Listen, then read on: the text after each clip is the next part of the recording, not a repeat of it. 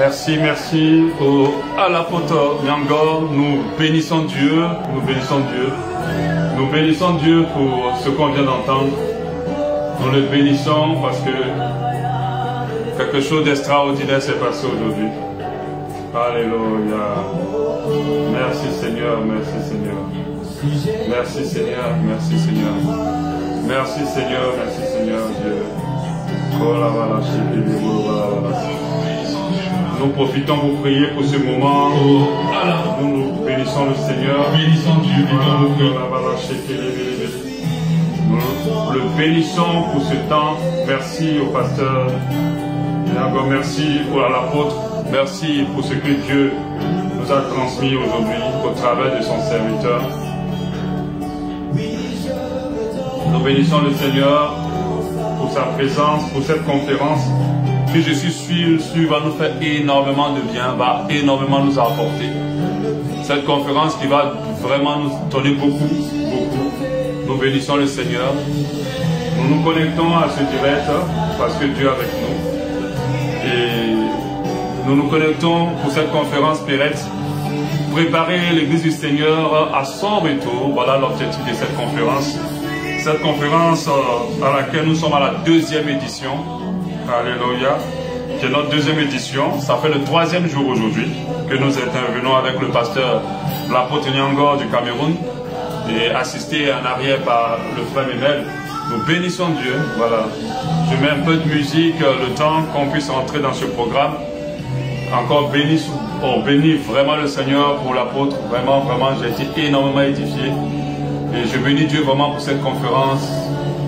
Ça crée vraiment quelque chose de spécial dans mon cœur. Et ça me rapproche encore davantage à Dieu. Ça me donne encore plus de force de m'accrocher au Seigneur. Plus de force vraiment de persévérer pour le ciel. Vous savez, à un moment donné de la vie, lorsque on a tout un grand homme qui court vers la terre, on a l'impression d'être un peu anormal. On a l'impression d'être peut-être en erreur. Vous savez, des fois, la masse peut nous donner l'impression, ou le foule, ou la grande foule, peut nous donner l'impression qu'on est dans l'erreur. Mais quand on a un homme de Dieu comme l'apôtre Nyangor, et qu'on a des frères comme Emel, qu'on a d'autres frères aussi, qui ont ce fardeau de la préparation de l'Église pour le retour du Seigneur, on a cette assurance-là qu'on n'est pas dans une mauvaise voie, qu'on est dans la bonne voie. Voilà, donc on bénit le Seigneur pour cela au nom de Jésus. Christ de Nazareth, voilà. Donc je pense que on va bientôt commencer directement, on va pas perdre de temps, voilà, parce que c'est le moment pour nous d'entamer ce programme, voilà. Donc je vais commencer par la grâce de Dieu, donc je vais diminuer la musique, je vais peut-être certainement l'arrêter. Alléluia.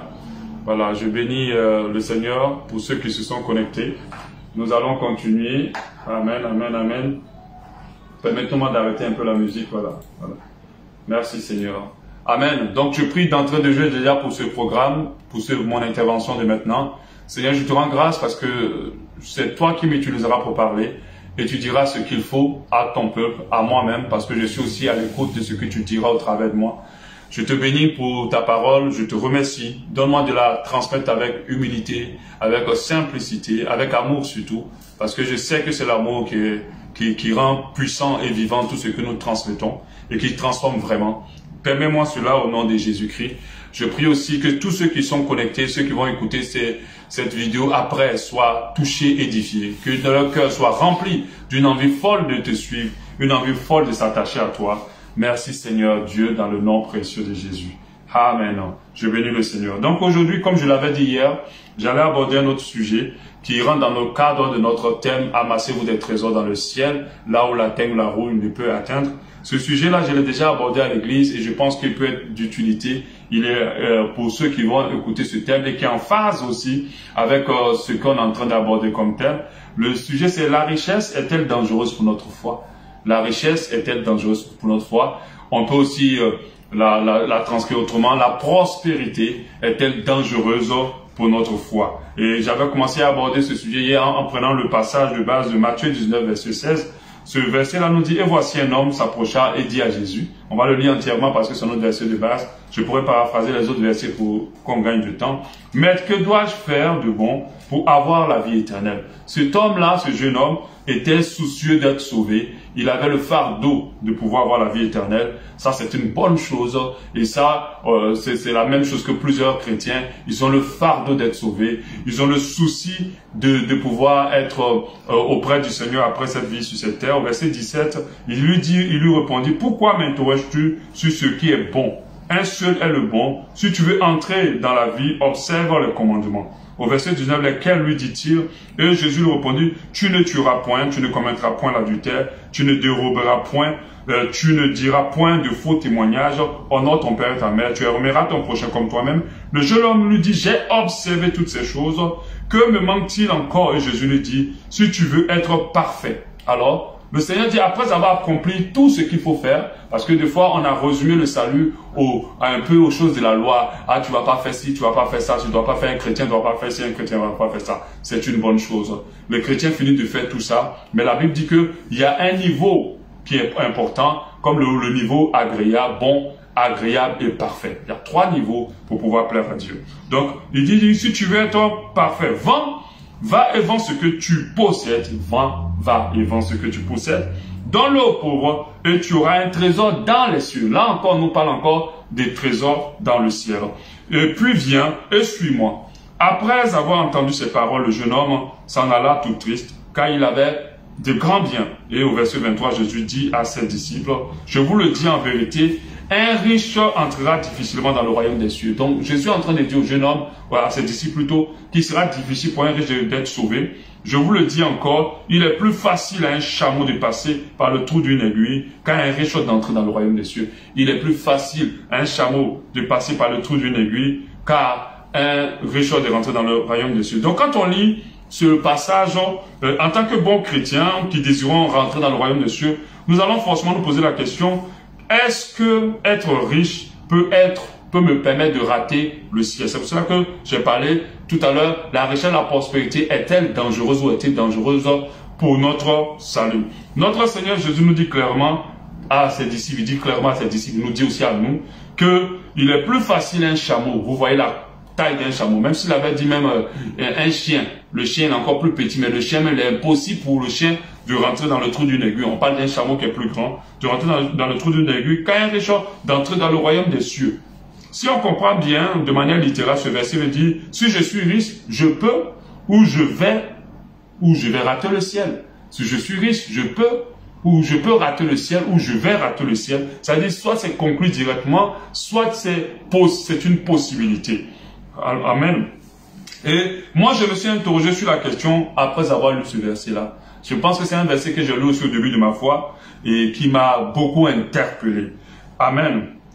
Donc, ce verset, ce passage veut dire le riche peut rater le royaume des cieux ou le riche va rater le royaume des cieux. Ça, c'est l'un des conclusions. Mais malheureusement, un peu de chrétiens, je me dis, se posent la question à ce sujet. Peu de chrétiens se posent, c'est-à-dire ils ne vont pas méditer sur la profondeur d'un verset aussi important qui nous donne accès, qui nous donne une condition aussi primordiale pour accéder au ciel. L'un des versets aussi qui m'avait touché énormément, c'est quand Jésus a parlé à Nicodème en disant que pour que tu rentres dans le ciel, il faut que tu naisses d'eau et d'esprit. Ça aussi, je l'avais étudié en profondeur. Parce que tout ce qui me donne une condition pour être sauvé m'intéresse. Donc, aujourd'hui, nous sommes à un stade où la richesse est prêchée aux âmes. Elle est prêchée dans nos églises, on pousse tous les chrétiens à être riches, on leur fait comprendre que la richesse est importante.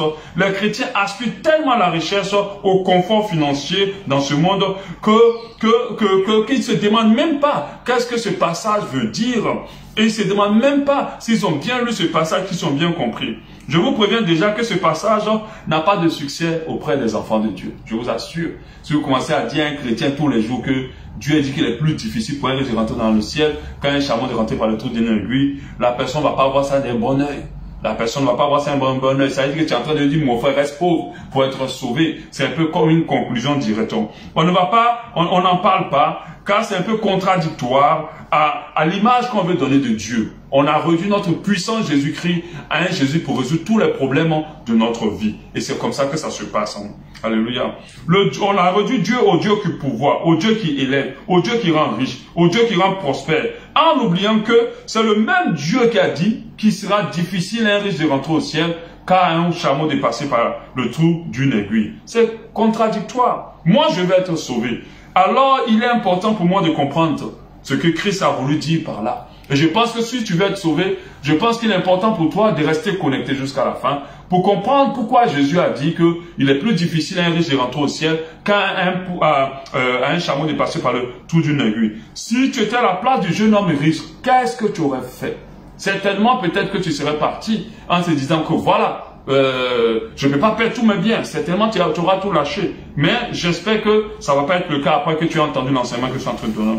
Le jeune homme riche désirait tellement être sauvé. Il voulait être sauvé, mais il n'était pas prêt à sacrifier ses biens.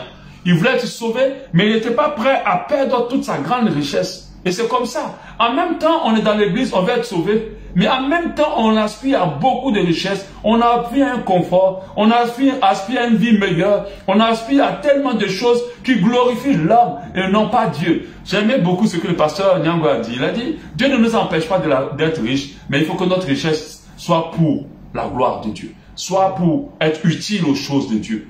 Soit pour la gloire de Dieu. Il ne nous empêche pas. Le problème, c'est que le monde cherche la richesse pour son confort et pour l'orgueil de la vie. Malheureusement, les chrétiens aussi cherchent la richesse pour leur confort et pour l'orgueil de la vie. C'est là qu'il y a le problème. Parlons un peu de richesse. La richesse définit l'abondance, les grands revenus, les possessions, les ressources, les revenus, beaucoup d'argent. Dans la Bible, on a plusieurs formes de richesse. On a les animaux, les terres, les terrains. La femme, les femmes aussi, beaucoup de femmes aussi faisaient partie de la richesse. C'est le cas aujourd'hui, ça a été le cas de Salomon, qui était un personnage extrêmement riche, et sa richesse était mesurée par la reine de femmes aussi qu'il avait. Sa richesse était mesurée par cela. Dieu lui a donné la sagesse, mais il l'a rendu très très riche. Selon la Bible, Salomon représentait une richesse insolente. Il était très très très riche. Lorsqu'on lit Luc 12, 27, considéré comme croissant les lignes, il ne travaille ni le fil. Cependant, je vous dis que Salomon, même dans toute sa gloire, n'a pas été vêtu comme l'un d'eux. Mais nous voyons, à la fin de cette richesse, qu'il y a eu un problème avec Salomon. Cette richesse-là lui a créé un vrai problème. Cette richesse-là l'a amené à aller adorer d'autres dieux. Il avait 700 épouses et 300 concubines. Ah, vraiment Salomon. Vraiment Salomon. Vraiment, même si tu aimais les femmes, c'était trop quand même. 700 épouses et 300 concubines. Et à la fin, ces concubines et ces épouses l'ont amené à adorer un autre Dieu. Alléluia. Est-ce que la richesse était la cause du détournement de Salomon? Je dirais oui, quelque part. Oui, quelque part. On a vu aussi le cas de David. Lorsqu'il est rentré dans la royauté, David s'est autorisé une adultère. Et il s'est autorisé un meurtre. Parce qu'il était maintenant prospère et riche. Mais quand il ne l'était pas, il était accroché à Dieu, il était consacré. Alléluia. Je dis en griffe, il y a beaucoup de personnes que Dieu ne rendra jamais riches pour les sauver. Hein? Je sais que quelqu'un est en train de me dire derrière que c'est pas moi, pasteur, je refuse cette prophétie. Il y a beaucoup de personnes que Dieu va garder pauvres pour les salut. Parce que s'ils les rendent riches, ils vont perdre le salut. Alléluia. Donc, qu'est-ce que la richesse? Est-ce que la richesse est dangereuse pour notre foi? Est-ce que la richesse est dangereuse pour notre salut? Je dirais oui, quelque part. Oui, le confort. Les trésors de la terre peuvent nous détourner de Dieu. Les trésors de la terre peuvent nous éloigner de la foi. Les trésors de la terre peuvent nous arracher notre foi. Luc 16, 19 nous dit, il y avait un homme riche qui était vêtu de pourpre lin et qui à chaque jour menait une vie joyeuse et brillante. Je vais paraphraser cela. C'est le pauvre Lazare avec le riche. À la fin, c'est quand même paradoxal. Le riche se trouve en enfer et le pauvre se trouve au salut. Clairement. Amen. Et le riche demande au pauvre de l'aider et d'aller parler de lui donner un peu d'eau à boire et puis d'aller parler à ses frères qui sont restés là-bas. Et quand on dit, mais pourquoi la Bible met le riche en prison, en enfer, et met le pauvre au paradis? Ça veut dire que quelque part, Dieu fait un lien entre la richesse et le salut. Il faut le comprendre clairement. Il faut le comprendre clairement. Avoir des biens, c'est une bonne chose. Mais c'est dangereux. Je vais vous expliquer ça par la suite. Alléluia. Ce n'est pas tout. La parole de Dieu nous dit en Luc 6, 24, malheur, malheur à vous riches, car vous avez votre consolation. C'est comme si, quand tu deviens riche, là, tu as malheur sur ta tête. Selon la parole de Dieu. Alléluia. Mais avec tout cela, les chrétiens veulent être tous riches. On veut tous riches. Jésus, même que vous suivez, vous dit que il est plus facile à un chameau de rentrer dans un trou d'aiguille qu'à un riche de rentrer au ciel. Mais nous tous, on veut être riches. C'est comme si être riche est plus important que rentrer au ciel. L'apôtre Nyangor l'a dit tout à l'heure, il dit que c'est là où est ton cœur que tu investis tout. Alléluia. C'est là où est ton cœur que tu investis tout. C'est parce que ton cœur est sur la terre que tu préfères te battre pour être riche que de chercher à rentrer dans le ciel. Parce que ton cœur était dans le ciel, tu vas chercher une richesse mais qui va se positionner en second plan et que ça sera une richesse pour Dieu. Ça sera une richesse pour Dieu et tu vas plutôt t'investir à rentrer dans le ciel. Est-ce que la richesse est dangereuse pour notre foi? Je dis oui. Mais c'est vrai que je vais compléter par un mais. Oui, la richesse est dangereuse pour notre foi. Lorsqu'on regarde l'histoire de Salomon, lorsqu'on voit le cas de David, on s'est dit oui, si ces gars-là étaient restés dans la pauvreté, ils seront toujours consacrés, ils auraient été toujours consacrés à Dieu. Mais parce qu'ils ont été riches, ils ont été dans le confort, ils ont perdu la force sur Dieu. Moi-même dans cette assemblée, plusieurs personnes sont venues avec des problèmes de vie. Et lorsque leur vie, leurs situations se sont arrangées, ils n'ont plus eu la force de venir à l'église. Pas parce qu'ils ne voulaient pas, mais c'est parce que ce qui les amenait à l'église, c'était leur problème, c'était pas Dieu. Ils n'avaient pas soif de Dieu. Ils avaient soif de solutions pour leur vie. Et lorsque le confort est venu, la solution a été réglée. Lorsqu'ils ont eu, parce que certains d'entre eux, ils trouvaient du travail, on va les appeler, ils vont trouver du travail, alors les problèmes financiers se règlent, d'autres vont se marier, alors le célibat va s'arrêter, et plusieurs autres. Et puis après, quand tu les appelles, ils ont perdu la force. Ils n'ont plus la force de venir à l'église, ils n'ont plus la force de prier. Tout est perdu, directement, parce que leur problème a été réglé. Tout le monde va devenir riche, y compris la majorité des chrétiens. Le monde et tous les médias font la promotion de la richesse. Même quand il y a les clips chrétiens, waouh! C'est pour ça que je n'aime pas trop regarder les clips chrétiens. Je préfère écouter la chanson. Mais allez regarder les clips. On va te montrer des montres chères. On va te montrer des voitures chères. On va te montrer des clips dans des châteaux. On va te montrer la chante où le chante vraiment, il va briller. C'est comme si Dieu est Dieu lorsque tu brilles. Mais non, Dieu est Dieu aussi lorsque tu ne brilles pas. Et ça, les églises aujourd'hui, comment ils sont construits. C'est vrai que c'est bien de faire des temples pour Dieu. Je dis aux pasteurs qui construisent des temples. Moi, je suis pasteur aussi, je veux construire des temples. Je veux faire des choses bien pour Dieu. Mais à un moment donné, vous construisez un temple qui n'est même pas au niveau de ce que Dieu veut. Qui a dépassé ce que Dieu veut. Ce n'est plus un temple à usage pour glorifier Dieu, mais c'est un temple pour glorifier l'homme. Vous mettez tellement de choses à l'intérieur pour dire il faut que notre Dieu mérite l'excellence. Mais c'est de quelle excellence vous parlez? Quand les gens viennent regarder votre temple, ils n'ont pas envie de glorifier Dieu. Ils ont envie de bénir votre ministère. Ils ont envie de vous donner plus d'honneur. Ils ont envie de vous donner plus de considération. Mais pas à Dieu.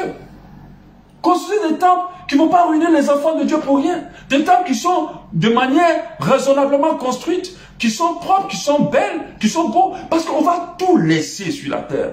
Même nos églises vont rester. C'est ce que d'autres ne comprennent pas en fait. Même les temples qu'on va construire là, on ne va pas les déraciner pour aller quelque part. Alléluia. Ils vont rester. Construisez-les de manière raisonnable. Investissez beaucoup plus d'argent dans beaucoup d'autres choses, on va en parler, qui sont plus utiles pour l'avancement de l'œuvre de Dieu que de construire un bâtiment de 10 milliards, de 100 milliards, de 200 milliards, parce qu'on veut le haut niveau de luxe, parce qu'on a vu une sens sur l'autre. Regardez bien les églises des hommes de Dieu. Les églises se ressemblent pratiquement presque tous. On fait les calques sur les églises des États-Unis, et ainsi de suite. Bon, je ne vais pas perdre mon temps sur ça. Alléluia. Le désir ardent des hommes, et malheureusement des chrétiens, c'est d'être riche. Or, Dieu a dit le riche va avoir du mal à rentrer dans les cieux.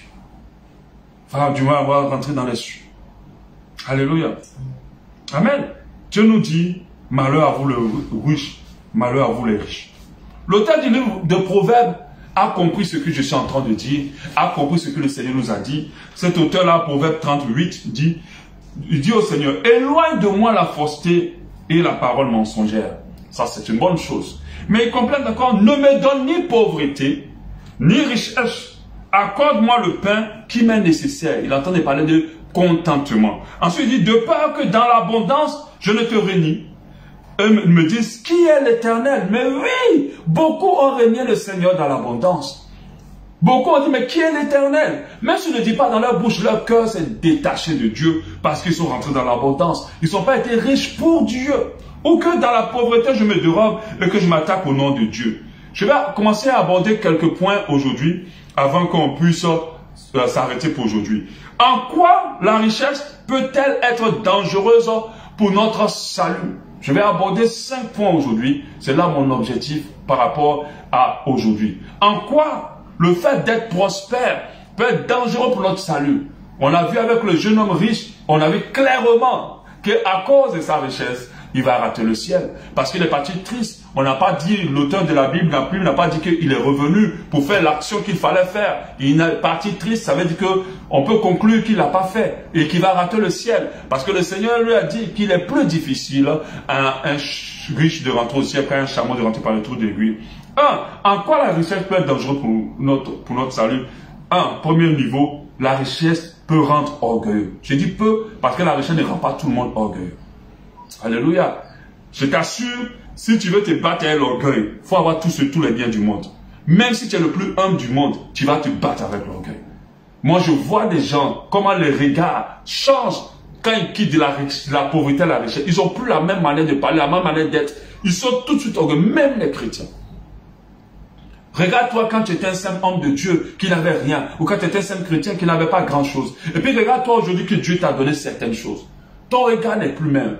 Ta manière d'être n'est plus. La richesse peut rendre orgueilleux.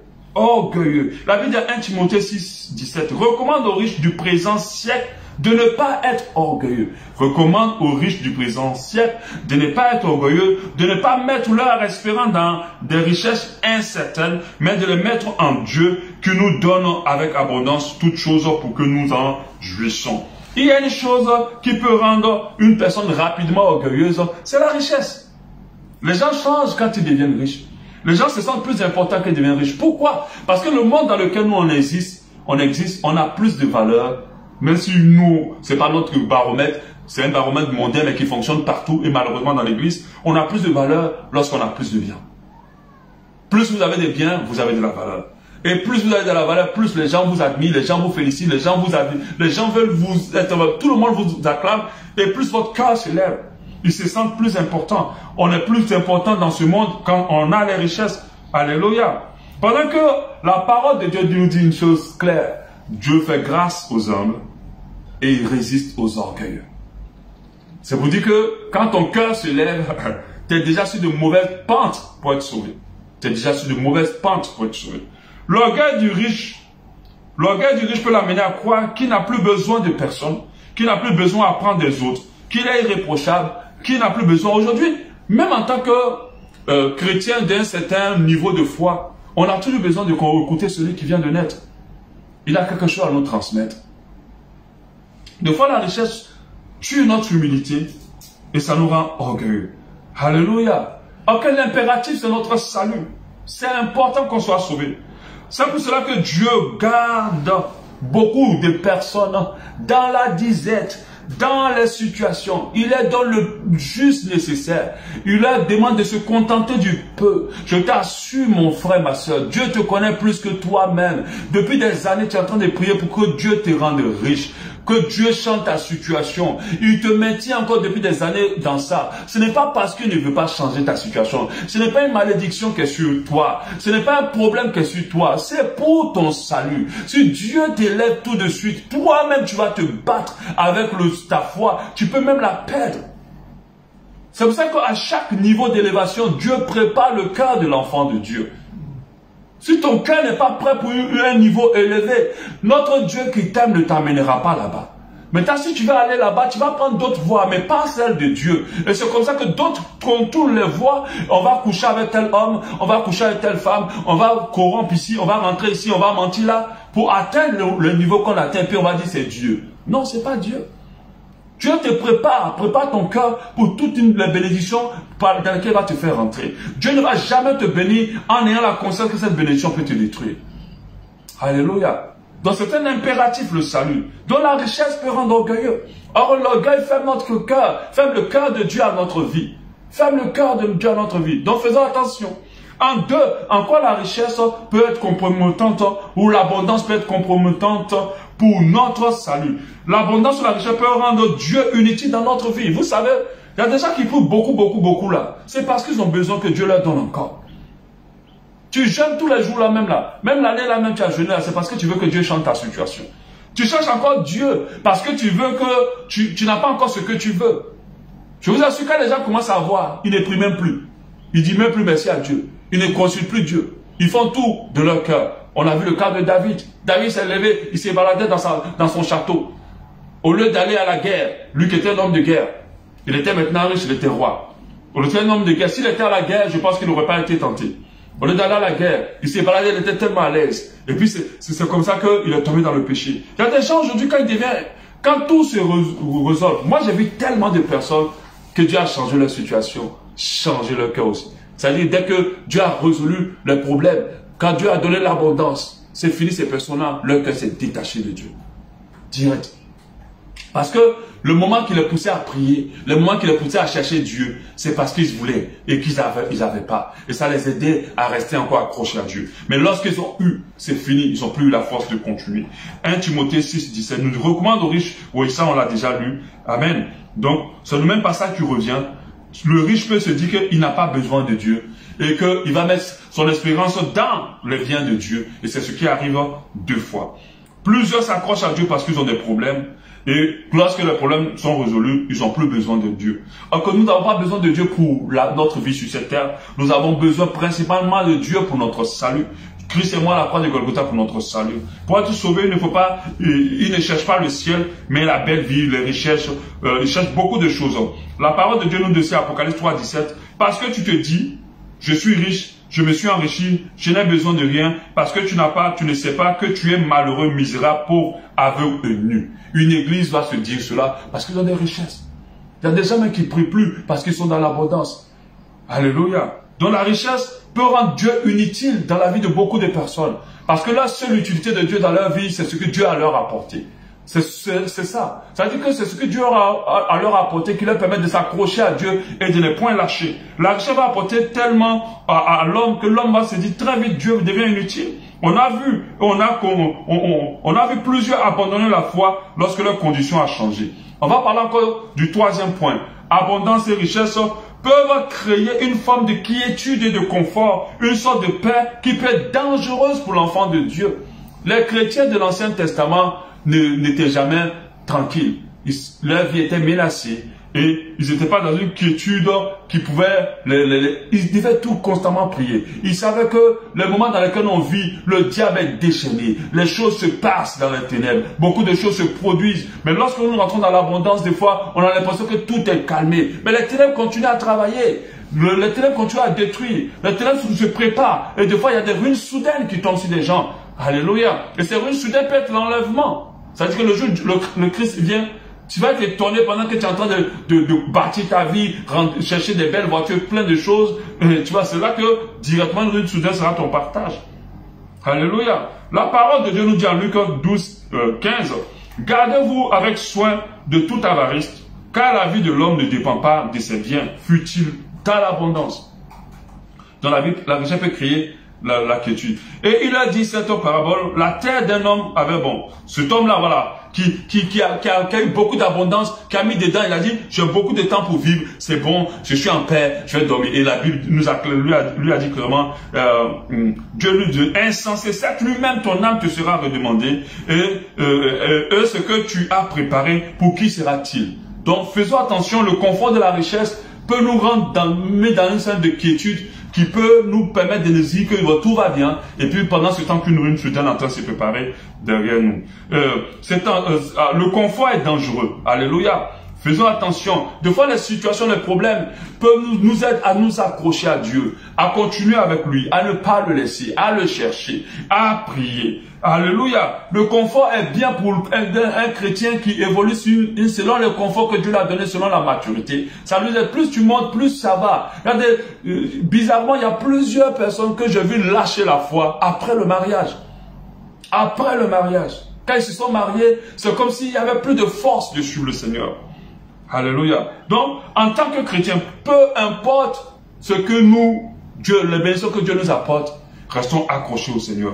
Le point 4, l'avant-dernier point pour terminer, l'avant-dernier point plutôt, la richesse peut prendre facilement la place de Dieu dans notre cœur. Peut prendre facilement la place de Dieu dans notre cœur. Les biens de ce monde peuvent prendre facilement la place de Dieu dans notre cœur. Vous savez, quand tu n'as pas beaucoup de biens et que tu as des problèmes, tu cherches Dieu. Tu vas chercher Dieu. Mais quand tu en as beaucoup et que tu as des problèmes, tu les résous. Tu les résolves plutôt. Tu prends l'argent, tu règles. Tu prends l'argent, tu règles. La Bible dit que l'argent répond à tout. Ça veut dire que dans le monde dans lequel on vit, l'argent joue énormément de rôle. Énormément de rôle. Énormément, même dans nos vies spirituelles, l'argent a un rôle dedans. Alléluia. Énormément de rôle. Mais quand tu as tout, des fois tu peux te dire, mais pourquoi j'ai besoin de Dieu? Évangéliser des gens qui n'ont pas d'abondance, et puis évangéliser des gens qui ont tout, vous avez du mal avec ceux qui ont tout. Parce que vous ne savez pas quoi leur dire. Parce qu'ils ont tout. Ils ne comprennent pas la nécessité de Dieu. Puisque le monde, malheureusement, l'Église a résumé Dieu à celui qui résout nos problèmes. Résolve nos problèmes. Donc quand vous venez dire à quelqu'un, viens à Dieu, il dit, mais je viens à Dieu, pourquoi? J'ai déjà assez d'argent, j'ai construit beaucoup de maisons. Toutes les femmes du monde me veulent. Ainsi de suite. Donc, je viens à Dieu, pourquoi? Et c'est là la complication. Psaume 49, 7. Ils ont confiance en leurs biens, eux se vantent de leur grande richesse. C'est ce qui arrive à beaucoup de riches. Psaume 52, 9. Voilà l'homme qui ne prenait pas Dieu pour protection, mais qui se confiait dans ses grandes richesses et cherchait refuge dans sa méchanceté. J'ai dit que même Kennedy, qui était très riche, a été tué. Notre protection est assurée réellement par Dieu. Proverbe 11, 28. Celui qui se confie dans ses richesses tombera, tandis que les justes verdiront comme le feuillage. Donc d'autres vivent en s'appuyant sur leurs richesses, en marchant sur la base de ça, en vivant dans la quiétude, en disant je suis riche. Et ces personnes-là ne vont pas se concentrer sur Dieu, ils ne vont pas se confier à Dieu. On va voir le dernier point qui va nous permettre de clore cette deuxième intervention. La richesse peut amplifier la vie de péché et peut égarer le chrétien. Ça, je l'ai vu énormément, énormément. Énormément. Savez-vous que beaucoup de statuts d'adultère dans la vie des enfants de Dieu sont beaucoup alimentés par l'argent? Beaucoup. Parce que nous sommes dans un monde pour pécher, la même fois avoir l'argent aussi. Alléluia. Donc, ça alimente la vie de péché. Alimente la vie de péché. Et là, Salomon aujourd'hui, la richesse la conduit dans le péché. Alléluia. La Bible nous encourage à développer le contentement. La richesse a développé le contentement. La richesse peut amplifier l'impudicité, la luxure, l'orgueil, l'escroquerie, le vol, l'adultère, la pornographie, le mensonge, la duplicité. La richesse peut amplifier ça. Non seulement pour ceux qui la recherchent, mais pour ceux aussi qui l'ont. Elle entretient énormément de vices. Énormément de vices dans ce monde. Je vous assure, s'il n'y avait pas d'argent, il y a des vices qui seront morts. Il y a des péchés qui n'existeront pas. Le plus vieux métier du monde existe par l'argent. Alléluia. Existe par l'argent. Le plus vieux métier du monde. Ce métier-là a tellement de facettes, ce n'est pas de la prostitution. Il a tellement de variantes qu'on ne sait même pas comment ou le qualifier. Alléluia. Amen. Et la richesse peut amplifier beaucoup de vices. Je me rappelle le jour où on devait voyager avec ma femme et on devait voyager avec tous les enfants. Et puis l'avion, le vol avait été annulé. Et on nous a dit que l'avion a des petites fissures. On dit, bon, si c'est des petites fissures, on peut pas quand même partir. Et on nous a dit non.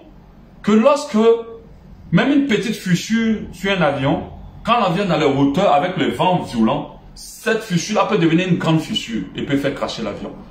Et j'avais compris par enseignement que les petites choses qui sont dans ton cœur qui ne sont pas réglées, si tu es riche et que tu es dans l'abondance, ces choses vont donner des vrais problèmes lorsque tu vas t'amener dans l'abondance et dans la richesse. C'est pour ça que je dis que quand on dit quelqu'un est devenu orgueilleux pendant qu'il est riche, je pense que cette personne était orgueilleuse depuis la pauvreté. Elle n'a pas traité cet orgueil-là vraiment avec le Seigneur. Quand maintenant il commence à tromper sa femme depuis qu'elle a eu le travail, mais en réalité c'était un adultère déjà de base. Mais quand il a eu la richesse, ça a alimenté ce vice-là et ce problème. Alléluia. Donc nous devons comprendre que oui, l'abondance peut nous éloigner de Dieu. Mais pour qu'elle ne nous éloigne pas de Dieu, Dieu prépare notre cœur à chaque niveau d'abondance dans laquelle il veut nous emmener. C'est pour ça que nous, on ne doit pas courir plus vite que Dieu. On ne doit pas être plus pressé que Dieu. Alléluia. Dieu sait pourquoi il te garde là d'abord. Dieu sait pourquoi il ne veut pas te donner tout ce que tu vois dans les autres et que tu veux obtenir maintenant. Prie. Le Seigneur sait ce que tu as besoin. Il a dit c'est un papa comme nous. Il ne va pas nous donner l'inverse de ce que nous donnons, nous demandons. Il veut nous donner tout ce que nous voulons. Mais il nous le donne en veillant à ce que ces choses-là ne soient pas destructrices pour nous. Beaucoup de riches n'iront pas au ciel. Beaucoup de riches vont rater le ciel. Beaucoup de personnes qui ont les moyens vont rater le ciel à cause des moyens qu'ils ont. Beaucoup de pauvres ou beaucoup de personnes qui ont vécu dans la difficulté ont connu Christ à cause aussi de la situation dans laquelle ils vivent. Dieu te garde comme ça parce que ton cœur n'est pas encore prêt pour les niveaux élevés. Si tu veux que ton cœur soit prêt pour le niveau d'abondance, alors investis davantage ton cœur en Christ. Investis davantage ton cœur au ciel. Alors Dieu sait que s'il t'élève, il n'a pas à s'inquiéter.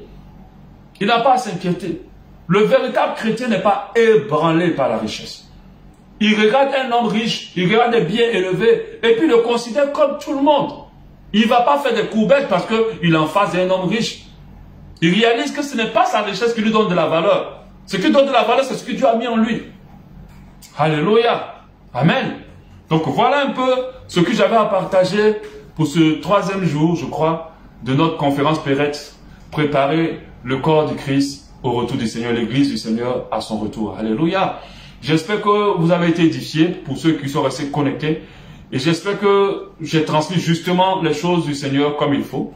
Voilà, nous prions aussi, nous voulons prier vraiment que Dieu nous aide. Je préfère dire ça comme cela. Chacun va savoir maintenant comment orienter sa prière. Que Dieu nous aide. Parce que quand je dis nous, je me sens concerné aussi par cela. Ce n'est pas facile de ne pas aspirer aux hauteurs et à la richesse. Pendant que Jésus nous a dit clairement que c'est plus facile pour un chameau de rentrer dans le trou d'une aiguille qu'un riche de rentrer au ciel. Nous devons comprendre que nous devons avoir peur lorsque nous recherchons la richesse. Nous devons être très prudents avec tout ce qui est élévation, tout ce qui est abondance et tout ce qui est richesse. Nous devons être très prudents parce que le cœur de l'homme, quand il change, il a changé. Il a changé et c'est très difficile qu'il revienne. Donc moi, si on me dit quelque chose est dangereux pour moi, je dois le prendre un percent. Mais quand vous parlez de foi, les autres chrétiens ont dit, ouais, c'est un esprit de médiocrité. C'est un esprit de médiocrité. Non, ce n'est pas un esprit de médiocrité. Jésus même a dit, c'est dangereux pour moi. Donc je ne peux pas m'amuser à m'engager, à devenir riche comme ça, à me mettre à la course de la richesse sans sagesse, sans prière, sans prudence. Je dois être prudent. Je dois être prudent. Même quand je vais acheter une voiture, si j'ai le moyen même d'acheter une voiture de luxe, je dois dire, ah Seigneur, pardon, qu'est-ce que cette voiture que je vais acheter là? Il ne faut pas qu'elle change mon cœur demain. Il ne faut pas qu'elle change mon cœur. Même si je vais telle dimension, oh la dimension que je vais aller là, que tu es en train de m'amener, Seigneur, il ne faut pas qu'elle change mon cœur. Plus Dieu t'élève, tu dois avoir peur. Plus Dieu te donne, tu dois avoir peur.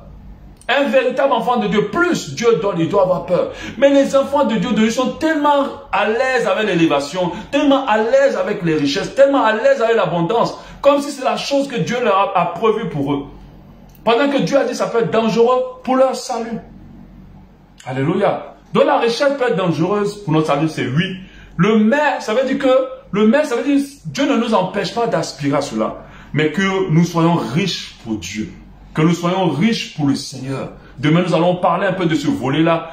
On va commencer à aborder quelles sont les différentes manières d'amasser des trésors pour le ciel. Quelles sont les différentes manières de remplir notre compte en banque. Demain, nous allons commencer à aborder. Je te conseille d'être là et tu vas comprendre en fait la définition d'être riche pour Dieu. Alléluia. Tu vas comprendre l'explication d'être riche pour Dieu. Je bénis Dieu pour ces directs et je vous bénis. Je bénis Dieu pour votre vie aussi. Que Dieu vous garde et on se dit à demain, s'il plaît à Dieu. Amen.